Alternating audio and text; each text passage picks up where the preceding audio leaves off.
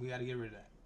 So over here, select these 2 points, go here, because I want it to be kind of tapered here, and then now I want to work on details for the foot. And so just like I did with the legs, first I want to work on toes. So there's a couple ways you can do it, but I like the method of creating here, here, here, creating a ball, right? You're like, why would you do that? And I'll show you why. All right? I'll do that because now I'm able to go here, take this into, let's say 1, because I want to detail like the toenails.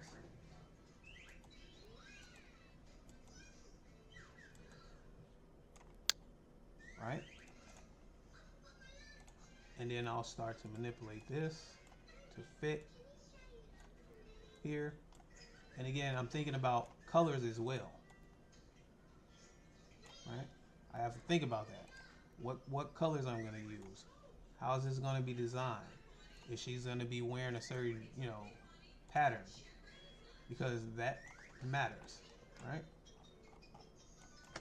And so, same thing. I can go here, create a ball here, and it actually needs to be 2 first, right?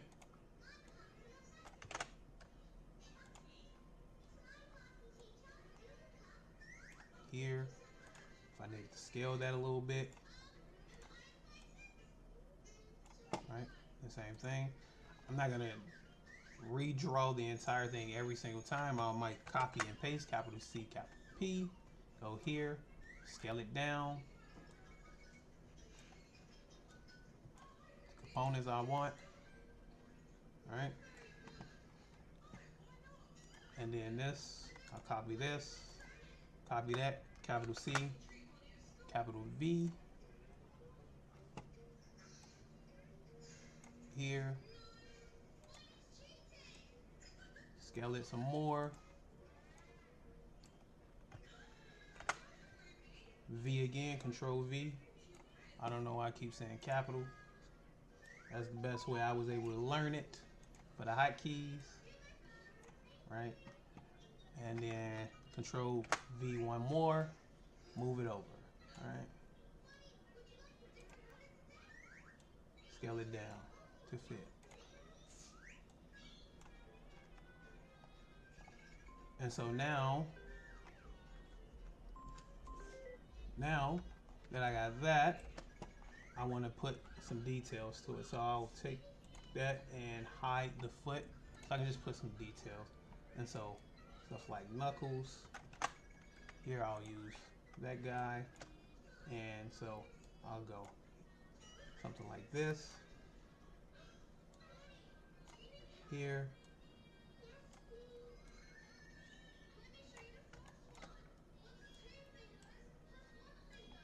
And no, you can't see it yet, but when I unhide it, you'll see what that looks like, which is foot, something like that. And so if I bring back left foot and I hide away, I see an issue with that toe, issue with that toe. I'll go back to foot. I see what happened. We're just gonna take this guy. I'm gonna control X, control Z to bring it in front. Because what happened was, when I started drawing this, these points connected, they snapped. And so I still see them there, and I know this, so control X, control V will bring them back to the front. And so now if I click away, looks like that. Right? And so again, just like I did previous with and I can actually take this foot component, I'll duplicate it, and so I want this foot to go into leg,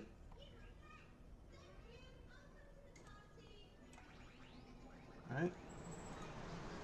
So it's a part of that entire group. And then foot, now normally you would want to duplicate this over. But because we did a duplication and a move, all we're gonna do is put this in here, and it automatically moves where it needs to go. And so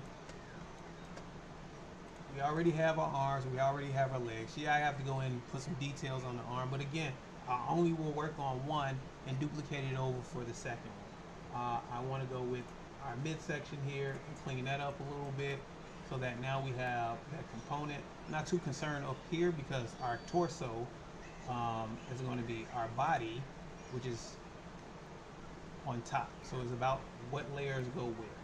And so I'll hide the legs, I'll bring Medusa back, and I will hide the body and only work on mid, but I don't want to see it yet. I just want to be able to control it. And so this is cool here because now I can take these points. I know that these points need to change and manipulate and modify so that it fits. Because I have an animation in mind, I'm already thinking about that when I'm creating. And again, a lot of times I skip this step and I go straight to designing in like a digital tool, right? I'll use Photoshop because I'm faster, or I use Illustrator. You know, if you have AI components, you can use that too.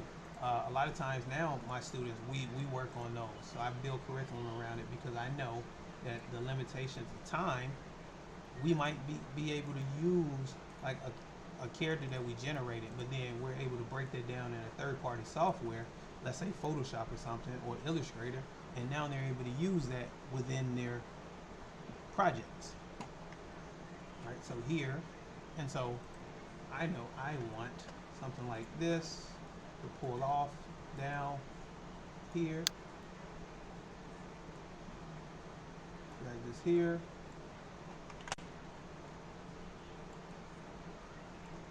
drag this here. And what that looks like, I know it's hard to see it through the camera as I'm doing this. So all I'm doing is here, and they may look invisible at the moment, but I know that I want them to go here, here, here. And I'll put maybe a couple points here.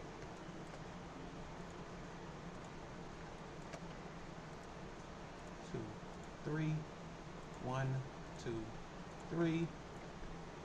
And so you might be wondering, what are you doing, right? So I want this not to look like one solid piece.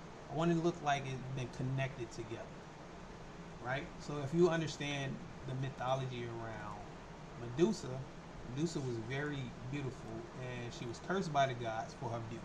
And so I want, my interpretation of it is that she has a chastity belt on. That was the whole point, right? It was jealousy. And so because of that, maybe this was snapped on. So here, right? Research and development. That's a very important part of what you do, especially when you're tackling something that has been done before and someone else's, art. It's your interpretation of it. And so what that looks like is, now these components, I'll take it, grab it, the little bean, it's not a bean, it's the create shape tool. Hit it, but these components are way too big. I want them smaller so it looks like maybe something around there, and it'll tell me.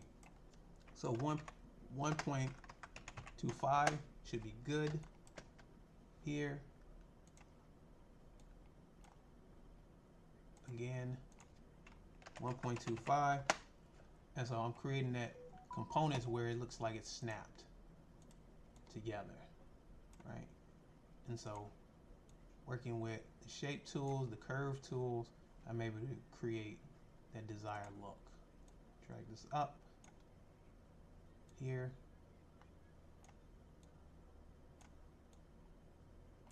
Here. Same thing for these components.